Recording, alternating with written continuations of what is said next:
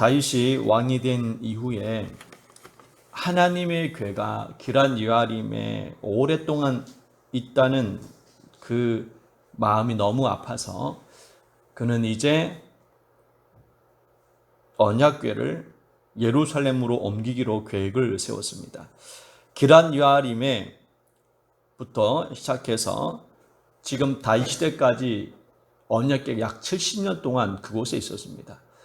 엘리의 두 아들 홈니와 비느하스가 전쟁을 하다가 빼앗기게 되었고 그 블레셋이 그 언약궤를 들고 왔는데 언약궤가 있는 장소마다 재앙이 닥쳤습니다. 독정이 생김으로 말미암아 그 지역에 있는 사람들이 죽거나 고통을 당하자 또 다른 곳으로 옮기고 다른 곳으로 옮겨 도저히 감당할 수가 없어서 유다 지역에 있는 쪽으로 이 베세메스 쪽이 있는 이 기럇 여아림으로 보내게 되었습니다. 그런데 그곳에서 이제 사무엘 시대부터 시작해서 사울 왕, 다윗 왕까지 약 70년 동안 거기서 머물게 됩니다.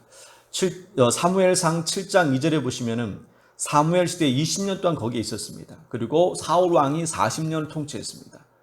그리고 다윗이 지금 왕이 되고 약 10년 동안 그곳에 있었습니다. 성경에는 이 역대상에는 잘 기록되어 있지 않지만 열왕기에 보게 되면은 왕궁을 건축한 이후에 언약궤를 가지고 오는 내용이 기록되어 있거든요. 그래서 약 10년 정도 걸렸습니다. 그러니까 약 70년 동안 이 언약궤는 그냥 방치되어 있었습니다. 다윗은 그 마음이 너무 아픈 거예요. 그래서 열왕기 7장 정도에 보시게 되면은 나는 이렇게 좋은 집 왕궁에 거하는데 하나님의 궤는 천막 장막에 거하고 있다라고 하면서 마음을 아파하면서 언약궤를 옮기는 내용이 이제 기록되어 있습니다. 오늘 이제 13장을 이제 보시게 되면 이제 언약궤를 옮기는 과정이 이제 기록되어 있는데 옮기는 과정도 순탄하지 않았습니다. 왜 이런 어려움을 겪게 됐냐면은 다윗이 언약궤를 옮기는 그 과정을 좀 쉽게 생각을 했습니다. 그래서 수레에 언약궤를 실어서 예루살렘까지 오려고 했습니다. 기럇 여아림과 예루살렘까지는 약 14km 정도 돼요. 그러니까 먼 거리는 아니죠. 그렇지만 14km가 가까운 거리도 아닙니다.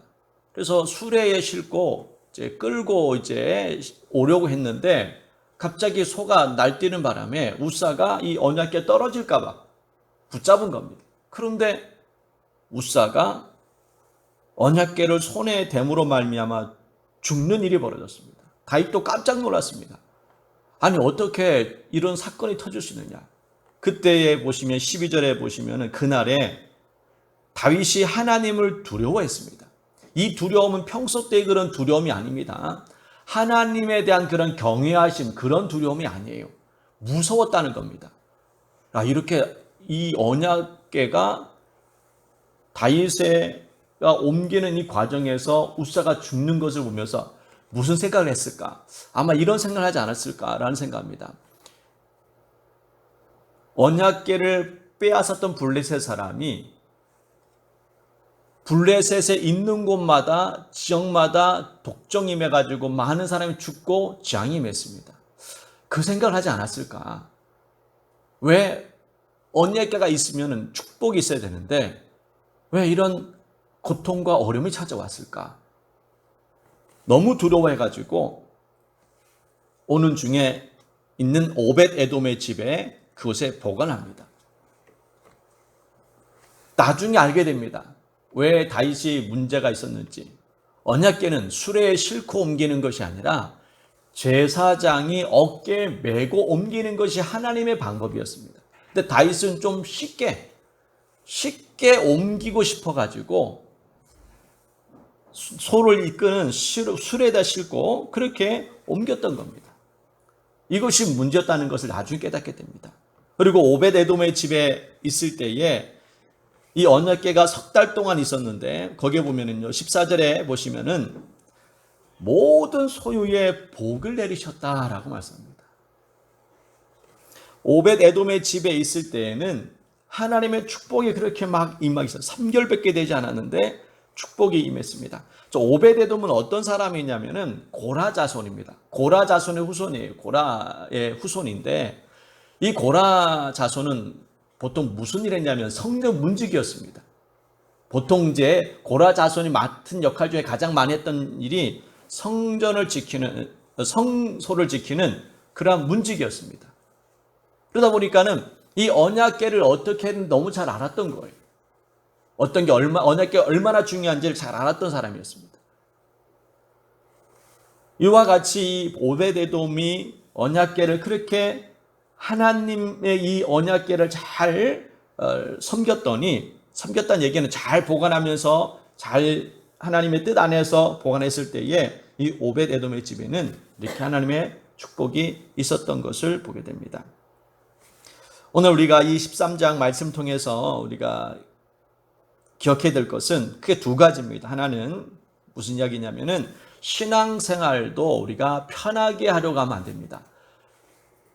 다윗은 언약궤를 옮기는 이 과정을 좀 편하게 옮기려고 했습니다. 좀 쉽게 편하게 옮기려고 했는데 하나님이 그것을 막으셨던 겁니다. 아무리 편해도 그렇지 그거는 아니다. 그래서 결국에는 우사가 죽게 되었고 그 죽는 과정에서 다윗은 깨닫게 됩니다. 아, 하나님의 방법이 아니구나. 그래서 하나님의 방법으로 다시 이제 옮기게 되죠. 어깨에 메고 예루살렘으로 옮기는 이제 과정이 나중에 이제 나오게 됩니다. 두 번째로 기억해야 될 것은요.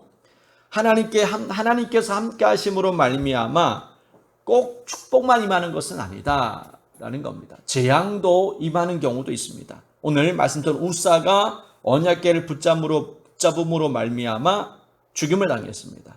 자, 블레셋이 언약궤를 빼앗아 갔습니다. 그리고 이 언약궤를 제일 먼저 둔 것이 다곤 신전이었거든요. 근데 다곤 신전이 이 신이 무너집니다. 이 우상이 무너지고 또 무너지는 겁니다. 그리고 그곳에 전염병이 독종이 이제 퍼지기 시작합니다. 안 돼, 딴 데로 옮깁니다. 그리고 딴 데로 옮기고 하는 곳마다 가드 뭐 이런 쪽 옮기는 곳마다 전염병이 임하고 독종이 임해서 죽거나 고통을 당합니다. 그래서 결국에는 다시 이제 보내준 것이 이제 기란 여알입니다. 베세메스에 있는 기란 여알으로 오게 됩니다. 이렇게 오게 된 과정입니다. 그리고 거기서 이제 또 이스라엘 백성들이 언약궤 속에 뭐가 있는다 문을 열어보다가 또 거기서 또 사람들이 또 많이 죽습니다. 그러니까 언약궤가 있으면 축복이라고 생각하는데 이 언약궤를 잘못 관리하고 잘못된 생각으로 자꾸 이렇게 하게 되니까는 재앙이 닥쳤다라는 거죠. 신앙생활이 우리가 우습게 여기면 안 된다는 거죠. 하나님과 함께 하심으로 말미암아 축복이 임하는 사람도 있지만은 하나님께 함께함으로 말미암아 이렇게 고난도 찾아오는 경우도 있는 모습을 보게 됩니다. 왜 이런 일이 벌어질까? 우리가 오늘 이 말씀 통해서 다시 한번 우리가 내 신앙생활을 다시 한번 점검해 볼 필요가 있습니다. 신앙생활은 그만큼 굉장히 중요한 부분임을 오늘 우리에게 다시 한번 말씀합니다. 오벳에돔은 축복이 임했습니다. 그리고 언약궤가 있는 곳에는 하나님의 역사가 분명히 나타났습니다. 요단강 건널 때에도 언약궤를 메고 나갔을 때에 요단강이 갈라지는 역사가 나타났고 이 언약궤를 통해서 하나님의 놀라운 역사가 일어났던 것을 보게 됩니다. 3절을 보시게 되면은 이런 말씀도 있습니다. 우리 하나님의 궤를 우리에게로 옮겨오자. 사울 때에는 우리가 궤 앞에서 묻지 아니하였느니라.